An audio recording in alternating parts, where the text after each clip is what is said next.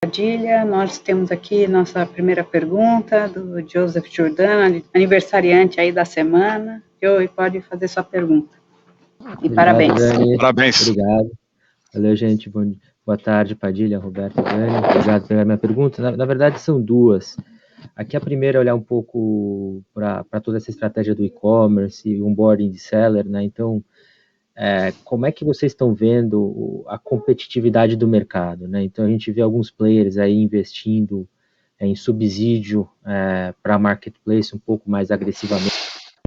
Mesmo assim, a empresa vem crescendo. Então, eu queria entender como é que vocês têm se diferenciado, e aí já entra um pouco na minha segunda pergunta, um pouco mais na questão tributária, né? De reconhecimento de crédito extemporâneo, benefício de extrema, então eu queria entender até quando esse benefício ele se estende, até onde eu entendo, são 5 anos a partir da primeira operação do CD, e uma segunda pergunta vai na questão do default do e-commerce, né? Acho que vocês colocaram uma nota, na nota explicativa ali, um aumento de depósitos judiciais na ordem de 105 milhões na conta tributária. Eu queria entender se isso aqui é 100% atribuível ao default. E se, nesse caso, a gente deveria tratar isso como reinvestimento em preço ou não. Obrigado. Obrigado. Parabéns, José, pelo seu aniversário da saúde. Eu vou começar aqui, Padilha, depois você pega a parte tributária aqui. Bom, com relação à nossa evolução aqui de marketplace, a gente está on track, então a gente fez um compromisso entre 60 e 90 mil sellers até o final do ano. A gente está alinhado com isso, o onboard continua vindo bem.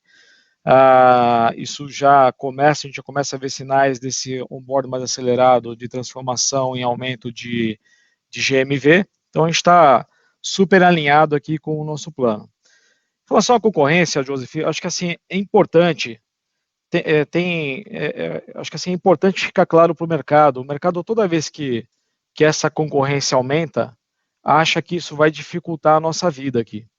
Então é importante dizer o seguinte, já está um banho de sangue no mercado desde o terceiro trimestre do ano passado. Então a gente vê claramente isso refletido nos resultados das mais diversas companhias que operam o marketplace aqui no Brasil. Então o banho de sangue não está começando, ele só está talvez aumentando para alguns. E a nossa reação em relação a tudo isso que aconteceu é o que vocês viram aqui. A gente seguiu ganhando market share de maneira forte e consistente e nós não perdemos margem por conta disso. Então, assim, o ecossistema que a Via tem, desde que eu cheguei aqui, eu tenho falado, essa companhia tem um ecossistema que ninguém tem no mercado. E cada vez mais isso se consolida. Cada vez mais isso fica evidente, porque não é natural ter o banho de sangue que está acontecendo no mercado e a gente continuar mesmo assim ganhando market share e crescendo muito mais do que a concorrência.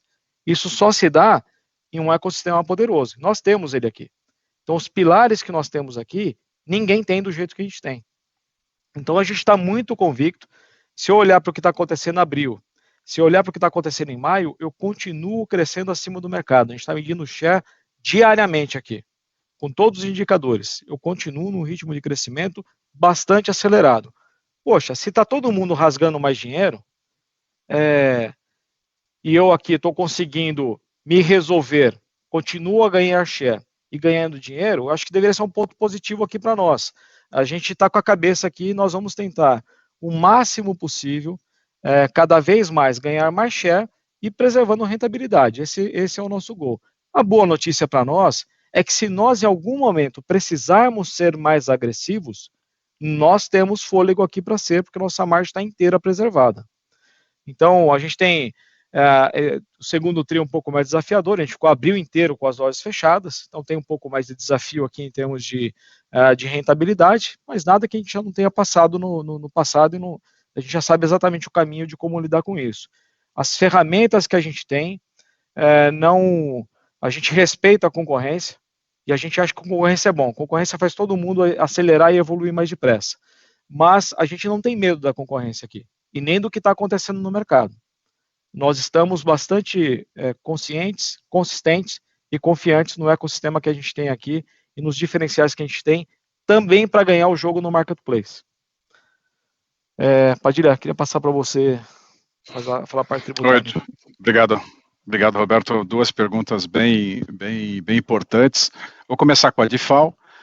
Está relacionado diretamente à cobrança de impostos pelos estados sem existência de lei complementar prévia. Então, houve uma decisão, então, só lembrando, os estados cobravam também na entrada dos estados quando a venda interestadual, principalmente via internet, acontece.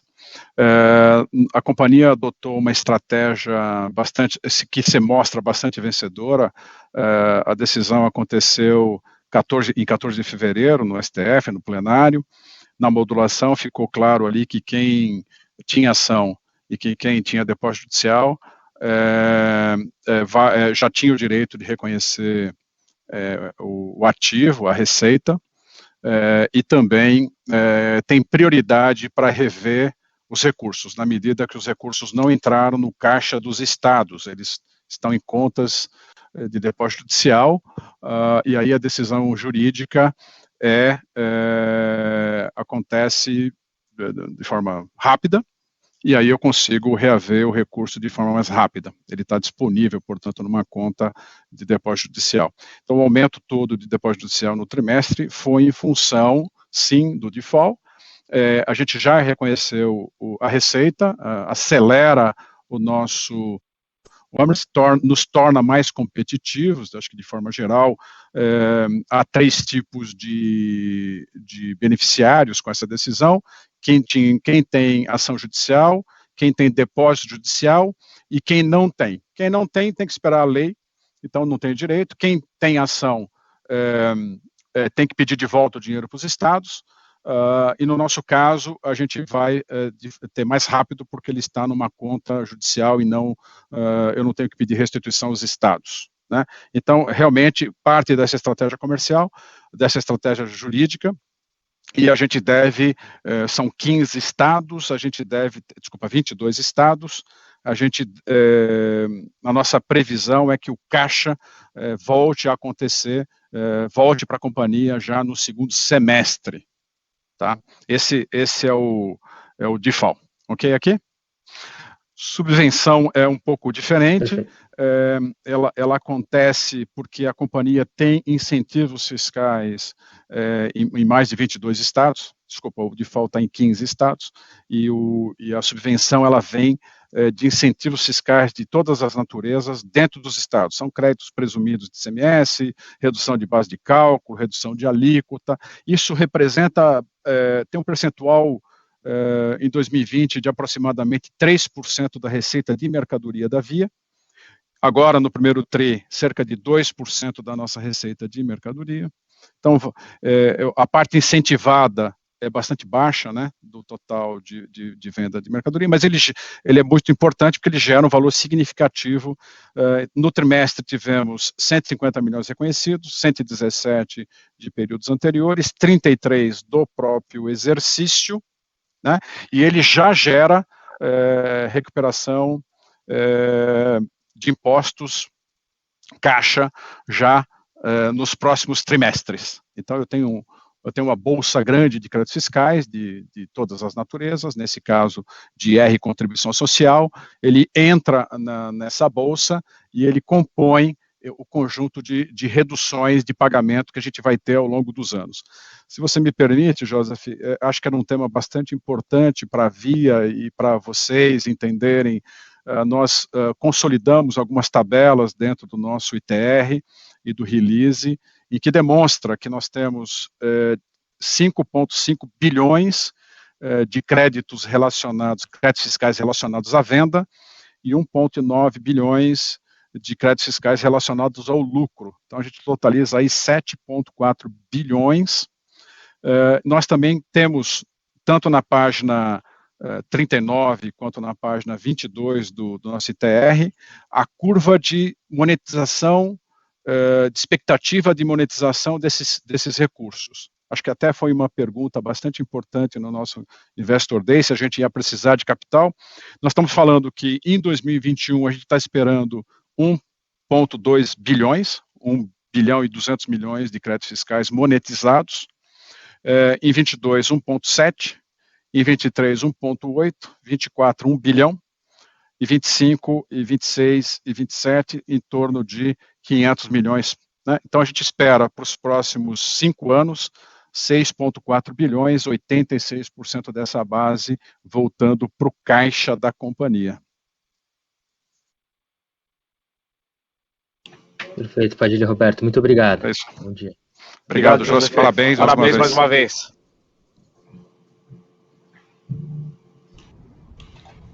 Nossa próxima pergunta vem do João, do Citi. João, pode prosseguir.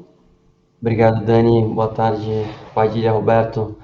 Tenho 2 pontos aqui que eu queria cobrir com vocês. Acho que o primeiro, vocês falaram bastante de recorrência no contexto do business de fintech, né, no banquinho, no crediário.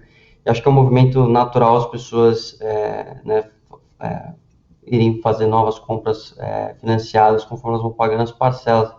Mas eu queria ouvir um pouco fora desse contexto, né, os esforços para aumentar a recorrência, talvez olhando o sortimento, né, acho que, e aí resgatando uma conversa que teve no Investor Day, nas categorias, né, das potenciais M&As que vocês podem fazer para acelerar a recorrência do usuário, né, e eu entendo que a varejo alimentar hoje não estava muito na prioridade de vocês, mas de novo essa questão das categorias e no aumento do sortimento para acelerar a recorrência.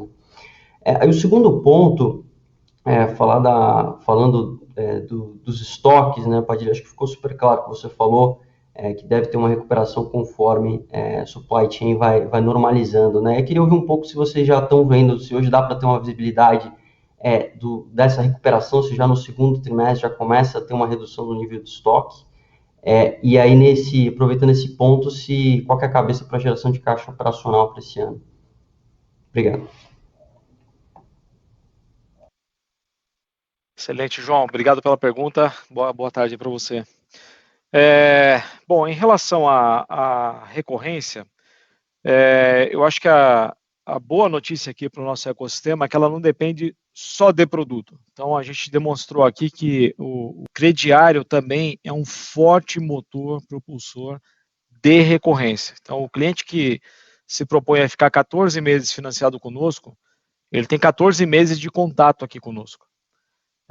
E 50% desses clientes, eu faço a conversão de uma nova venda para ele, dentro desse período em que ele está atrelado a um carnê aqui conosco. Então, esse é um instrumento poderosíssimo de recorrência, que independe do assortment de produto. A hora que a gente olha para o outro lado, eu acho que assim, todas as iniciativas que a gente está fazendo, por exemplo, o CB Play, é um item que gera engajamento para nós e também gera recorrência, porque o consumidor está mais presente aqui conosco, à medida que eu forneço para ele entretenimento gratuito. E a gente vem aí a gente anunciou lá no Investor Day, a gente vem com um programa de relacionamento aí com os consumidores ao longo desse semestre, que vai ser uma ferramenta poderosíssima para intensificar ainda mais esse relacionamento que acaba gerando muita recorrência com o consumidor. A gente não tem dúvida que para buscar essa recorrência via produto, a gente precisa de um marketplace extremamente parrudo e com grande assortimento. Então, é isso que nós estamos construindo esse ano.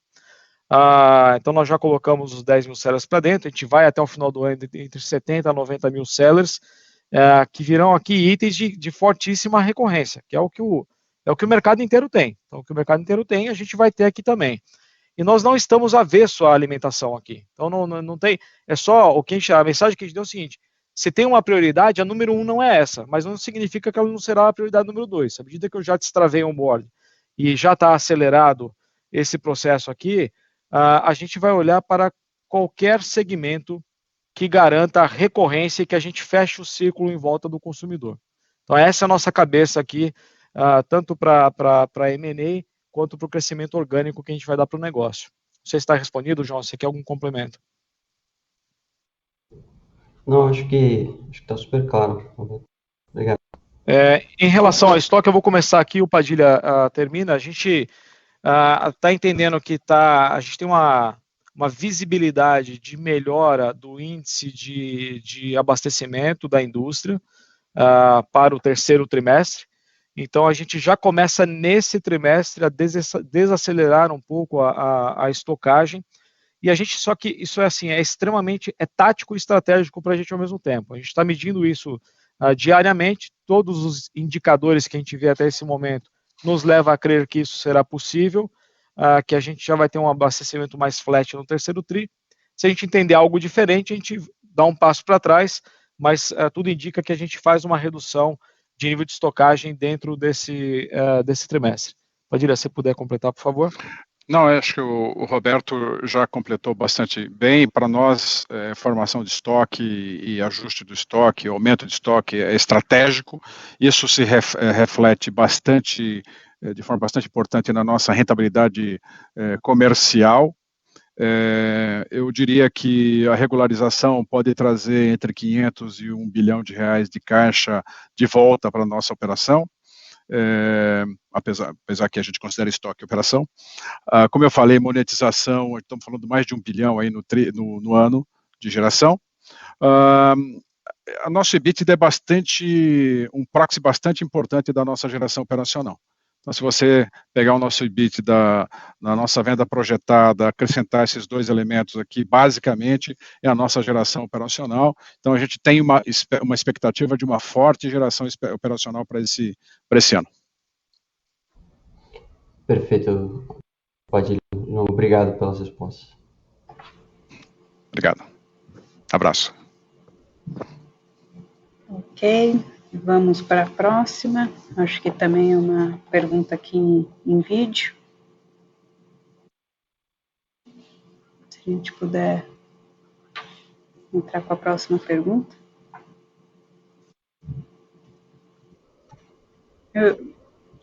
Não, o João já foi. Eu acho que é a próxima.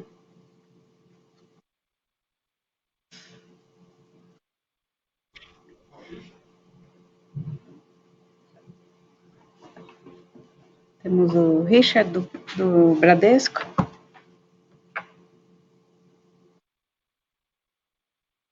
Vou guardar um minutinho.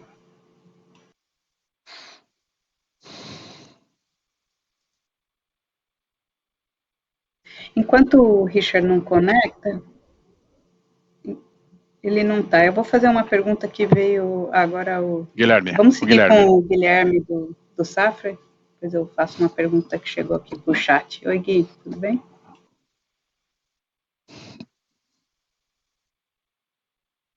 Tá no mudo, Guilherme. Desculpa.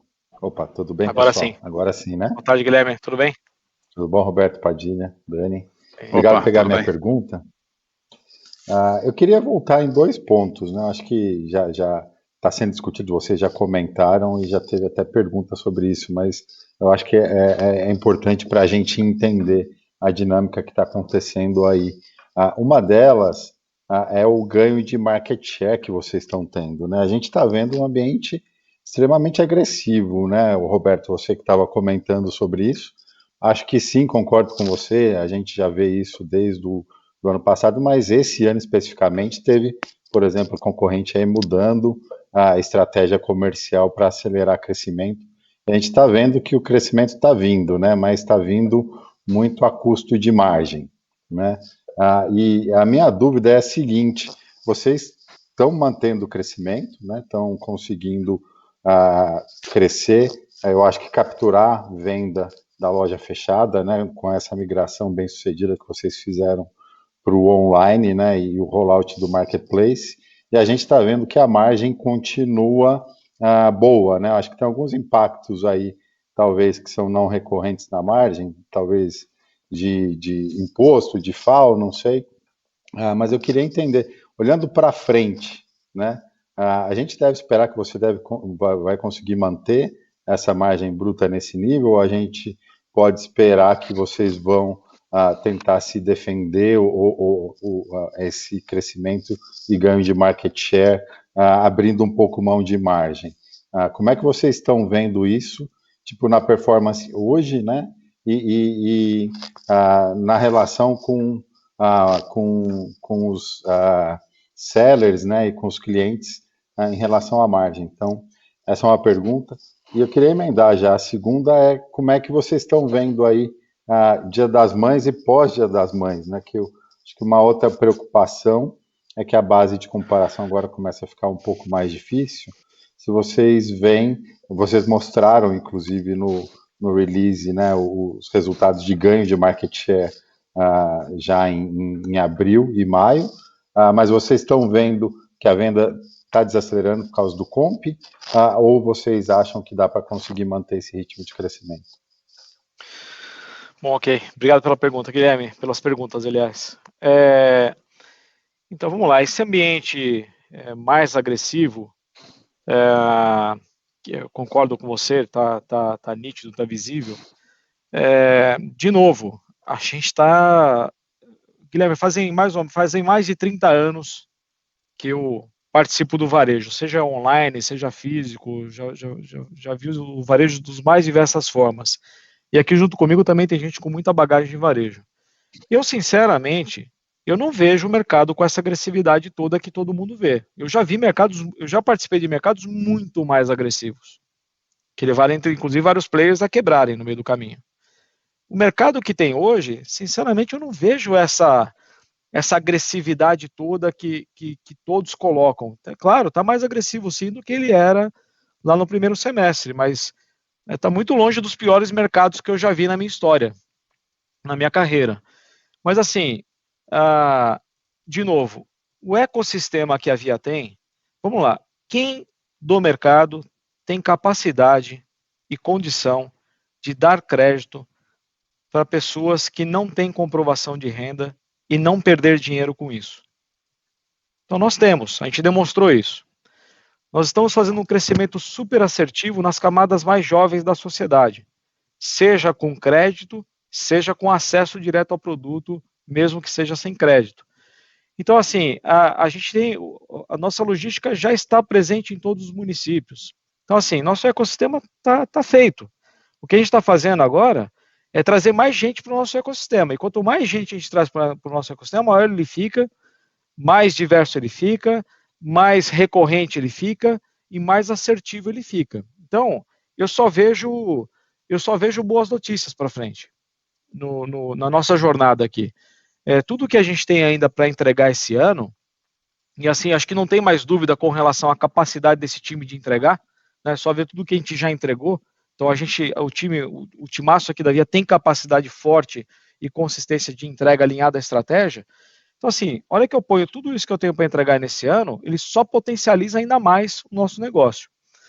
Então, sinceramente, a gente sempre olha com muito cuidado e muita atenção todos os movimentos e todos os concorrentes, mas a gente tem conseguido driblar tudo o que está acontecendo, mantendo o crescimento. Então vamos pegar o mês de maio. O mês de maio eu estou com as lojas já todas reabertas.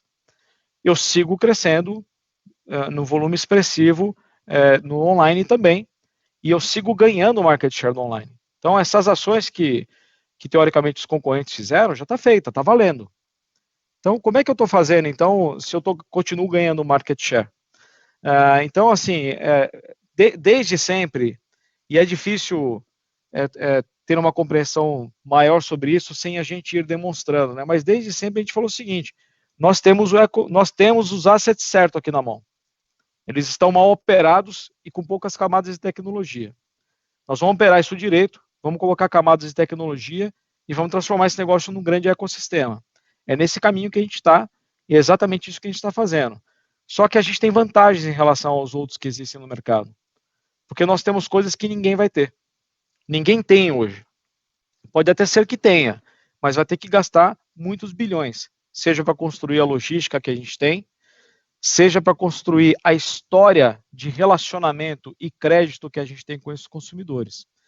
Então, sinceramente, olhando para frente, eu continuo vendo a Via com crescimento acelerado, com consistência e com patamares de margens similares ao que a gente está vendo agora.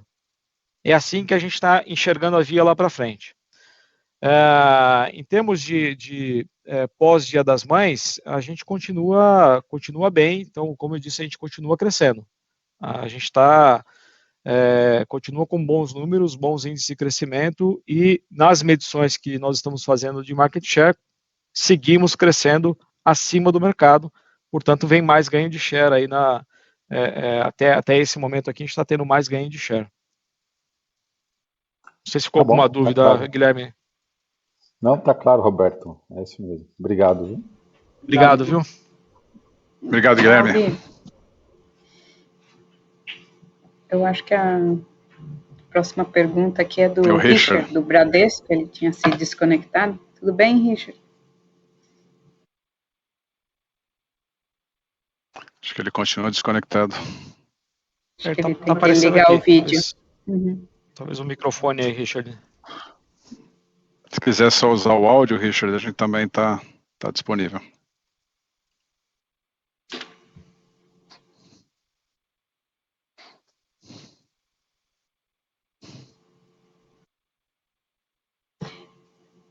Enquanto a gente resolve esse probleminha técnico, chegou 2 perguntas aqui, Roberto Padilha, do Morgan Stanley. Então, a pergunta é do vendedor online, se a gente pudesse comentar um pouco como que os incentivos para esse vendedor online, se ele vende 1P e 3P também. E tem uma segunda pergunta da questão da cauda longa, como é que a gente está na evolução da cauda longa. Então, talvez a gente responda a do Andrew, enquanto a gente não resolve aí o problema do Richard. Tá bom. Obrigado pela pergunta, Andrew. Com relação ao vendedor online, a gente segue muito acelerado. Então, só fechar seu microfone, acho que tem... por favor. A gente segue acelerado. Conforme a gente viu lá no gráfico que a gente demonstrou, a gente fez 1,2 bilhões, é o mesmo número que a gente fez no quarto trimestre, mesmo com toda a sazonalidade que o quarto trimestre traz. Os incentivos, ele tem o mesmo incentivo que ele tem na loja física, então não tem nenhum diferencial que turbine isso ou que faça algo que não seja consistente. Então, é totalmente consistente o nível e o modelo de incentivo que a gente está fazendo com os vendedores. E o diferencial é que nessa evolução que a gente vem fazendo, cada vez mais a gente adiciona inteligência na ferramenta do vendedor online. E também veio agora uma novidade bastante importante agora em abril, a gente abriu a possibilidade de colocar o carnê também com o vendedor online. Então, ele não tinha essa possibilidade até então. A partir de abril, a gente também ele consegue fazer a jornada do cliente também financiada pelo crediário, toda a interação dele com o consumidor. Então, é algo que a gente põe cada vez mais inteligência. De novo, a gente acha que é uma ferramenta... Vale lembrar, né? A penetração da venda online no Brasil ainda está na casa de 10%, se tanto. À medida que essa penetração do online vai aumentando, ela começa a pegar consumidores que são os consumidores que a gente já se relaciona no Brasil inteiro. E consumidores que muitas vezes não têm o hábito de fazer a compra pelo online. Então, a ferramenta, a vendedor online, ela passa a ser vital na inserção desses clientes nessa nova plataforma. Então, esse modelo híbrido de online é um diferencial bastante importante e aqui, gente, a gente está fazendo como ninguém. Ninguém conseguiu chegar no nível que a gente está hoje com a ferramenta do vendedor online, e isso é muito em função tanto da tecnologia que a gente aportou, como da capacitação do nosso time de vendas. Nós temos, de fato, um diferencial bastante grande no nosso time de vendas lá na loja. A hora que a gente compara loja a loja, a média com relação ao mercado, a gente tem mais produtividade e faz mais venda por loja. Então, isso tudo se somou agora também à nossa jornada online. Dani, eu acho que era essa a pergunta, tinha mais uma. A segunda pergunta era sobre a cauda longa. A cauda longa é isso que eu falei, a gente vem muito acelerado, a cauda longa vai se dar lá no Marketplace. No 1P também a gente vem fazendo um complemento de cauda longa, mas a aceleração mais forte vai estar lá no Marketplace. Então, durante esse ano nasce uma prateleira infinita com a perspectiva aí que a gente tem de colocar entre 70 a 90 mil sellers para dentro do nosso sortimento. Ok, vamos, eu vou pedir para o Richard esperar um pouquinho, que a gente vai com a Dani, da XP. Dani, pode fazer a pergunta. Boa tarde, Roberto, Padilha, Dani, obrigada por pegar minha pergunta. Minha primeira até um pouco nessa continuidade da questão da cauda longa. Você falou já da questão de ganho de market share, de crescimento ainda em ritmo acelerado, mas se você puder trazer um pouquinho como que está evoluindo essa adição de sellers, né? Se a gente viu nesse primeiro trimestre realmente uma aceleração bastante forte, então entender como isso está acontecendo, né? Em abril, que você puder já compartilhar de maio, só para entender se já continua nesse ritmo ou se isso também deu uma acalmada de certa forma. E aí, até conectando com essa questão da adição dos sellers, um ponto que eu queria entender é quanto que o incentivo que vocês estão dando, né, principalmente para a cauda longa, porque vocês colocam aquele cap, né, de vendas da comissão zero, quanto que vocês, isso está sendo refletido em margem, quanto vocês acham que está sendo o grande, né, incentivo para trazer esses sellers para a plataforma, então entender um pouquinho nessa questão do onboarding. E aí um segundo ponto, né, uma coisa que vocês ainda estão, de certa forma, tímidos, até pouco tempo atrás vocês até falavam que não iam fazer, a questão do frete grátis e do cashback, né, mas é uma coisa que a gente está vendo cada vez mais disseminada, não só dentre players de marketplace, como aí também você olha, né, para fintechs também muito agressivas nessa parte de cashback. Então, queria entender o que faria vocês, de repente, acelerarem mais essas iniciativas, né? Vocês já agora começaram a tê-las dentro lá do programa de fidelidade, mas entender o que né, vocês teriam que ver, ou o que vocês buscariam para acelerar isso, e aí até conectando isso com a questão da entrada no varejo alimentar, né, se não me engano, foi o João que comentou dessa categoria que não é a prioridade, que nem você colocou, né, Roberto, mas o que faria vocês, de repente, verem que é uma categoria que precisa, né, até para trazer um pouco de recorrência para o marketplace. Entendo que no Carnê vocês têm muito isso, no crediário, mas aí só entender um pouquinho, né, essa cabeça um pouco mais do lado estratégico. Legal, Dani, obrigado pela pergunta. Bom, em relação a sellers, nós começamos maio estamos agora em maio mais ou menos com 46 mil sellers, então segue em ritmo acelerado o processo de onboard, então está absolutamente dentro do nosso plano aqui. Outro dado, com relação à rentabilidade, a gente está com o take rate mais ou menos em 8,5%, vinha mais ou menos na casa de 10%. De novo, aqui não é o take rate tem pouquíssima influência na nossa rentabilidade total. Então, aqui eu tenho o céu é o limite, aqui eu posso fazer exatamente o que a gente quiser aqui como estratégia. Então, nós não temos dependência desse modelo de negócio, portanto, se a gente precisar fazer algo diferente aqui, não vai impactar em absolutamente quase nada na nossa rentabilidade total. Sobre cashback, frete grátis, Dani, eu vou te devolver uma pergunta. Você acha que o patamar de ganho de share que a gente está, crescendo 3 dígitos, crescendo mais que todo mundo, eu realmente preciso rasgar dinheiro para fazer isso? Então, assim, o que a gente está vendo aqui é o seguinte, eu vou fazer isso, se um dia eu precisar fazer isso, a gente não tem, nada é proibido aqui, a gente não tem nenhuma contraindicação. Só que o nome disso daí é rasgar dinheiro, é entregar margem. A gente pode dar nomes bonitos, cashback, frete grátis, mas no final do dia, tudo isso aí impacta a rentabilidade da companhia. Então, nós estamos conseguindo fazer um crescimento muito forte, mais forte do que todos os players que divulgaram até agora, e olhando os números do Compre e Confie, mais forte do que o mercado em geral. Para que eu vou rasgar mais dinheiro se eu já estou crescendo quase que o dobro do que o mercado está crescendo? Então, assim, se nós precisarmos fazer, eu vejo que o mercado tem uma aflição da gente não fazer coisas que arrebentem margem. Gente, nós achamos que é possível crescer e ganhar dinheiro, e a gente continua insistindo nessa tese. Mas nós vamos crescer. O recado é o seguinte, nós vamos crescer e ganhar market share. Se eu precisar ser mais agressivo com margem, a gente sabe fazer isso aqui desde que a gente nasceu. Então, só que a gente, de novo, como eu falei no começo, a gente tem uma vantagem. Nós não gastamos o nosso combustível ainda. Estamos crescendo a 3 dígitos mais do que o mercado. Se a gente colocar mais combustível aqui nesse negócio, a gente cresce muito mais. Mas aí, eu diria que é o crescimento comprado, não é o crescimento sustentável. Então, essa história de você fazer cashback, chega uma hora que fica insustentável. Aí na hora que fica insustentável, o que você faz? Você diminui e para de fazer, aí sua venda desaba. Então isso aqui é uma injeção de adrenalina, nós vamos fazer sim. Então nosso programa de fidelidade, ele vai ser super completo, com diferença. Então tem programas de assinatura aí no mercado que vem embarcado com vários serviços. Nós vamos fazer um programa forte de fidelidade que não vai ter assinatura. Então, em vez de eu dar cashback, eu vou dar benefícios para esse consumidor, para ele ficar apaixonado por mim aqui. Então, eu vou dar benefícios para eles terem interatividade aqui comigo.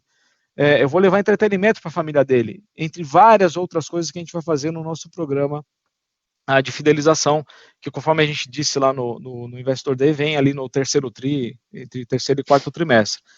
Então a gente acredita muito mais nisso, a gente acha muito mais sustentável fazer o relacionamento com o consumidor do que simplesmente dar um tiro agora, faz, e esse consumidor, quem garante que ele vai voltar numa recompra para esse player? Ninguém garante. Então nós acreditamos numa outra via aqui, que é a via do relacionamento com o consumidor. E acho que a nossa via está se provando vencedora, porque assim, não faz sentido a gente estar ganhando o share que a gente está ganhando e fazer o crescimento que a gente está fazendo se essa estratégia estivesse errada. Então, é por esse caminho que a gente está indo em relação a frete e cashback. E com relação ao varejo alimentar, assim, não tem nenhum impeditivo, tá? Isso é algo que precisa ficar claro para o mercado. É que dado que a gente está fazendo um processo mais acelerado no marketplace agora, então isso que teoricamente meus concorrentes que já estão mais adiantados em marketplace já capturaram, eu vou capturar tudo agora com o marketplace. Então tem uma forte captura agora para a gente fazer de recorrência, e a gente está olhando para todos os ângulos em tudo que nos traga recorrência, seja para M&A, seja para colar no nosso ecossistema e aumentar o nosso ecossistema como parceria. Então, no meio também passa pelo varejo alimentar. E só uma dúvida nesse ponto, vocês colocaram no release, né, que vocês vão expandir entrega ultra rápida e aí em food, e aí me pareceu que seria uma coisa mais na Zaplog e não pelo e-commerce. Aí só queria entender assim se de fato fica, entre aspas, dentro de outra unidade de negócio ou se iria passar dentro do marketplace de vocês. Então, a Zaplog já está preparada para fazer, ela já lançou isso. E aí, a Zaplog ela é uma plataforma aberta, então serve tanto para nós como para qualquer player que queira fazer com a Zaplog. Então, para nós já está pronto. Se eu quiser fazer delivery de food, eu posso fazer hoje, está pronto já. Então, a gente está vendo vários players fazendo várias aquisições para compor isso. A gente já tem, a nossa solução com a Zaplog já está nos levando para isso, o roadmap aqui de desenvolvimento. Então, está posto, já está lançado. Obviamente que eu não vou deixar de aproveitar coisas que eu já tenho dentro de casa, né? Mas eu não quero dar muito spoiler aqui do que a gente está imaginando para frente. Não, tá claro. Super obrigada. Obrigado, viu, Dani? Bom, vamos chamar aqui, nossa próxima pergunta vai vir por telefone e é o Bob Ford, da Merrill Lynch, Bank of America agora. Muito obrigado, Dani. Boa tarde a todos e parabéns pelos resultados, Roberto. Como compara na independência de cobrança de crediário online como uma originada na loja? E como devemos pensar sobre o seu crescimento de carteira, por favor? Oi, Bob. Boa tarde. Super obrigado pela pergunta. Excelente. A gente está... é muito comparável a inadimplência que a gente está tendo no online e no offline. Nós demoramos, a gente lançou essa plataforma do online lá no segundo trimestre do ano passado, e a gente veio aquecendo os motores de crédito desse negócio, o que nos levou para ser bastante assertivos agora, a hora que a gente entra para a mar aberta. Então a gente já está lá com 20 e tantos milhões de consumidores abertos para fazer crediário online conosco, e são consumidores que nós já conhecemos. Então, à medida que vão passando os meses, a gente vai abrindo mais e mais e mais consumidores, mas a gente está muito seguro. Então, a perspectiva que a gente tem é o seguinte: a gente consegue enxergar o êxito do crediário online buscando penetrações a gente vai se mirar no crediário offline em termos de penetração, a gente acha que é factível, e a gente também acha que em termos de resultado é super factível a gente ter resultados próximos do que a gente tem no crediário offline. O Bank vem alavancando tudo isso também, então a gente, além do crediário versão compra de produto, a gente também daqui a pouquinho começa a fazer crédito pessoal no Bank, utilizando todos os motores de crédito que a gente já tem aqui. E, então, essa vertente de crédito digital é algo que a gente espera crescer bastante.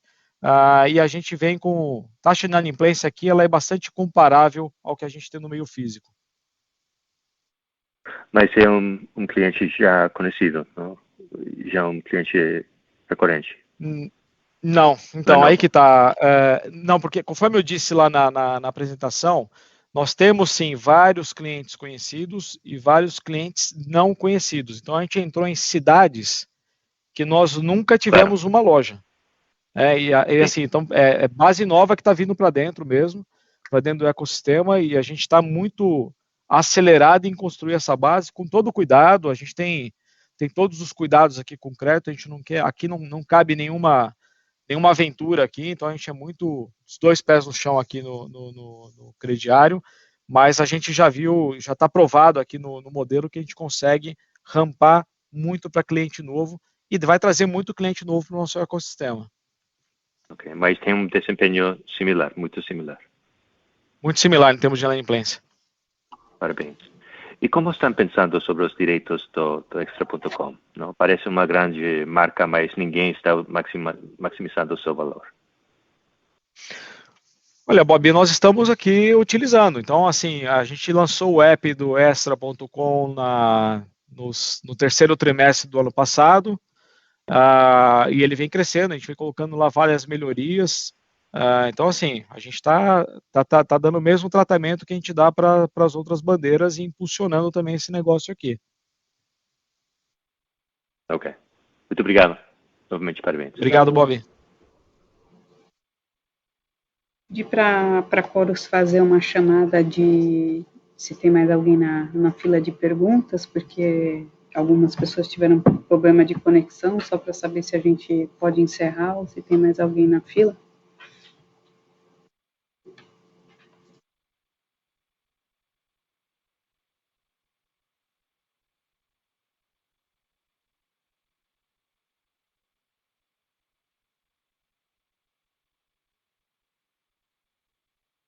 Acho que a gente pode encerrar, então, Roberto. Não sei se você quer fazer alguma consideração final.